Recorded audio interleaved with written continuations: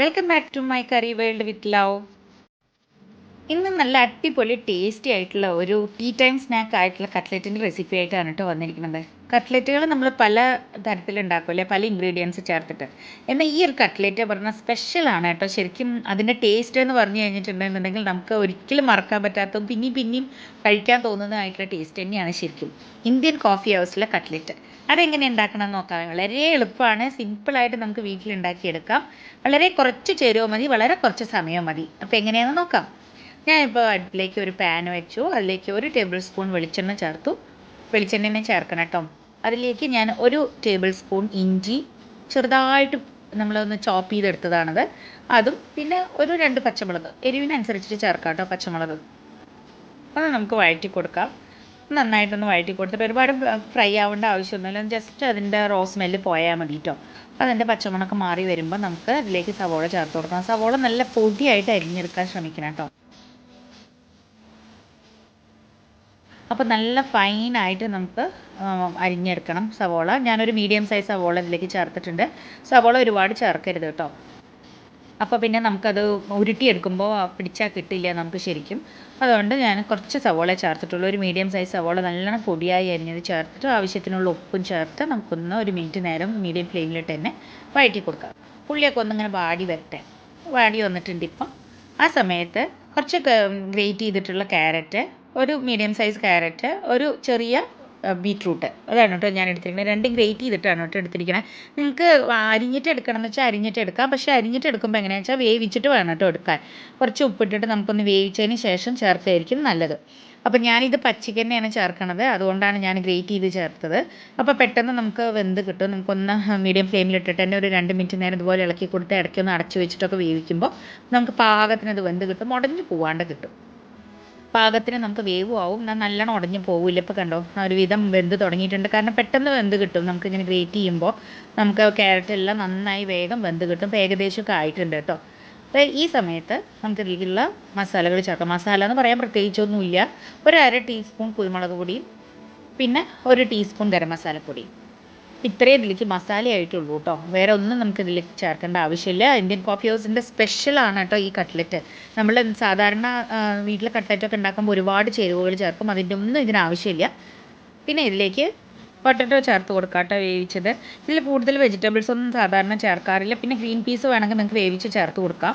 3 potato ഞാൻ വേവിച്ച് ഉടച്ചിട്ടുള്ളതാണിത്. ഇത് നമുക്കതിലേക്ക് ചേർത്ത് കൊടുക്കാം. മീഡിയം സൈസ് പൊട്ടറ്റോ ആണ് കേട്ടോ 3 എണ്ണം എടുത്തിട്ടുള്ളത്. ഇത് നന്നായിട്ടൊന്ന് അതിലേക്ക് മിക്സ് ചെയ്ത് കൊടുക്കുക. അതിലെ മസാലകളും ഉപ്പും എല്ലാം ക്യാരറ്റും എല്ലാം അതിൽ മിക്സ് ആയിട്ട് വന്നിട്ടുണ്ട്. നമ്മൾ ഇന്ത്യൻ കോഫി ഹൗസിൽ ശരിക്കും ഇത്രയധികം മുടക്കില്ല കേട്ടോ പൊട്ടറ്റോ. അതിൽ കുറേശ്ശെ പൊട്ടറ്റോ കടിക്കാനൊക്കെ കിട്ടും. ഞാനിത് ജസ്റ്റ് നന്നായിട്ടൊന്ന് ഉടച്ചു കൊടുത്തു എന്നേ നമുക്ക് നന്നായിട്ട് കിട്ടാൻ വേണ്ടിയിട്ട്. ഇപ്പോൾ ഇതിൻ്റെ സീക്രട്ട് പറയുന്നത് ഇതാണ് കേട്ടോ. ശരിക്കും ഒരു 1/2 ടീസ്പൂൺ നെയ്യ്, അതാണ് അവരുടെ സീക്രട്ട് ശരിക്കും. 1/2 സ്പൂൺ നെയ്യ് ചേർത്തിട്ടുണ്ട്. 1/2 ടു 1 ടീസ്പൂൺ വരെ ചേർക്കാം കേട്ടോ. ഈ നെയ്യ് നമ്മുടെ കട്ട്ലറ്റിന് നല്ലൊരു ടേസ്റ്റ് തരും. ഇത് ചൂടാറാൻ വെക്കാം കേട്ടോ നമുക്ക്.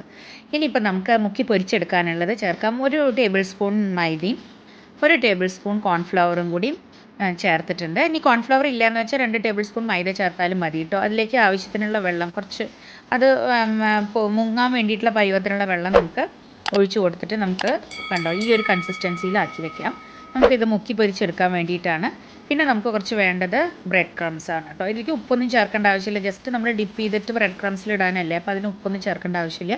ഇത് കുറച്ച് ബ്രെഡ് ക്രംസ് എടുത്താണ്. ബ്രെഡ് ഒന്ന് ജസ്റ്റ് ചൂടാക്കിയിട്ട് ക്രഷ് ചെയ്തതാണ് കേട്ടോ അത്. ഇപ്പം ഞാൻ ചൂടാറിയതെല്ലാം ഉരുളകളാക്കി എടുത്തിട്ടോ. ഉരുളകളൊക്കെ നിങ്ങളുടെ ഇഷ്ടത്തിനാണ്. ശരിക്കും ഇന്ത്യൻ കോഫി ഹൗസിലെന്ന് പറഞ്ഞാൽ നല്ല വലിയ പീസായിരിക്കും. വലിയ നല്ല ഓവൽ ഷേപ്പിലുള്ള കട്ട്ലറ്റുകളാണ് അവിടെ കിട്ടുക. അപ്പോൾ ഞാൻ നമ്മളുടെ വീട്ടിലല്ല ഉണ്ടാക്കണം. അപ്പോൾ കുറച്ച് അതിൻ്റെ സൈസ് കുറച്ചിട്ടുണ്ട്. അപ്പോൾ ഈ ഒരു പരുവത്തിലാക്കി എടുത്തിട്ടുണ്ട്. നിങ്ങൾക്ക് വേണമെന്നുണ്ടെങ്കിൽ അതേപോലെ വലുതാക്കി എടുക്കാം കേട്ടോ. നന്നായിട്ട് നമ്മൾ കയ്യിൽ ഞാൻ അതേ ഷേപ്പിൽ തന്നെ ഓവൽ ഷേപ്പിലാക്കിയിട്ട് എടുത്തിട്ടുണ്ട്. ഇനി നമുക്ക് ഒന്ന് ഇളക്കി കൊടുക്കാം കേട്ടോ. ഇല്ലെങ്കിൽ അടിയിൽ ഊരി കിടക്കുന്നുണ്ടാവും. അപ്പോൾ അതൊന്ന് അതിലേക്ക് ഡിപ്പ് ചെയ്തു. ഇനി എന്നിട്ട് അതിലിട്ടിട്ട് നമുക്ക് ബ്രെഡ് ക്രംസിലിട്ടിട്ട് ഒന്ന് നന്നായിട്ട് 2 സൈഡും കോട്ട് ചെയ്തെടുക്കാം. കാണിച്ചു തരാം. അപ്പോൾ ഇതുപോലെ തന്നെ നമുക്ക് നന്നായിട്ട് കോട്ട് ചെയ്ത്, ഇതൊക്കെ പിന്നെ സാധാരണ നമ്മൾ കട്ട്ലറ്റ് ചെയ്യണ പോലെ തന്നെയാണ്.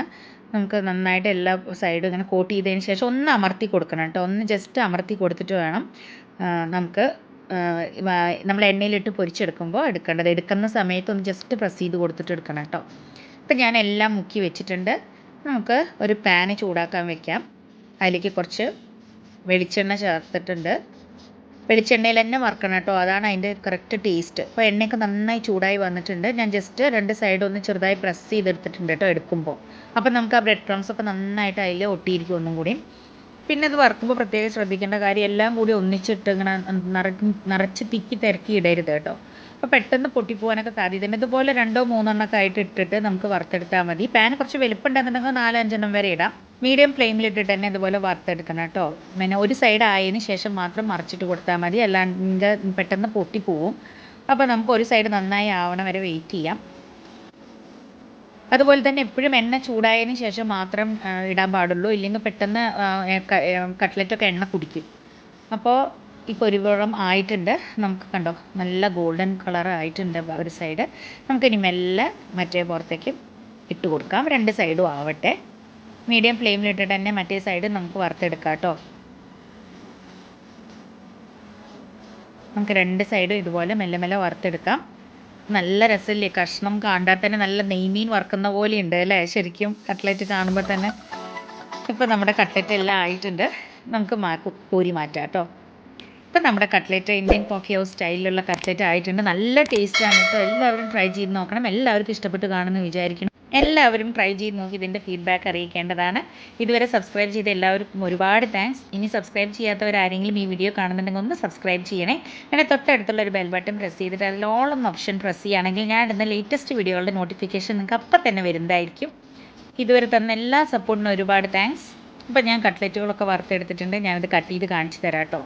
നല്ല ടേസ്റ്റാണ്. ഔട്ടർ പാർട്ട് നല്ല ക്രിസ്പിയാണ്, അകത്ത് നല്ല സോഫ്റ്റുമാണ്. നല്ല ടേസ്റ്റാണ് കേട്ടോ ഈ കട്ട്ലറ്റിന്. നല്ല ചൂട് പാറുണ്ട്, നല്ല സോസും കൂട്ടിയിട്ട് കഴിക്കാൻ എന്തൊരു ടേസ്റ്റ് അറിയോ. എല്ലാവരും ട്രൈ ചെയ്ത് നോക്കണം. വേറൊരു വിഭവമായി വീണ്ടും വരുന്നതായിരിക്കും. Till then bye bye. Thank you.